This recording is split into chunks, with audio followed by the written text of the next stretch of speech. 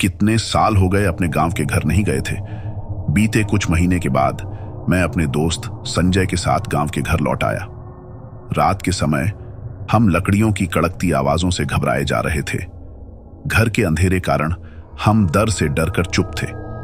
तभी एक अजीब तरह की हंसी की आवाज सुनाई दी और एक पुरानी औरत की छाया हमारे सामने आई। वह औरत बोली, तुम लोग यहां क्यों आए हो? ये घर अब मेरा है। हम चौंके, लेकिन हमारे पास कहीं और जाने का विकल्प नहीं था। हमने उस औरत से समझाया कि हम खाली हाथ आए हैं और उसके साथ कोई झगड़ा नहीं करना चाहते थे। औरत ने कहा, तुम लोग बिना अपने बगीचे के पूरे फलों के साथ नहीं जा सकते।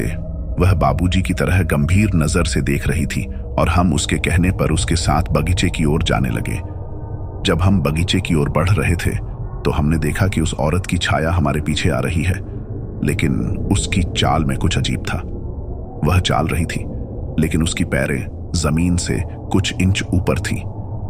हम डर से कांपते हुए और भागते हुए घर की ओर बढ़े, लेकिन वह औरत हमारे पीछे आ रही थी, जैसे कि वह हमें कहीं नहीं जाने देगी।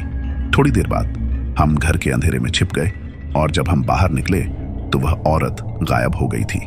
हम तब समझे कि वह औरत एक भूतिया रूप धारण कर रही थी और हमें डराने के लिए वहां आई थी।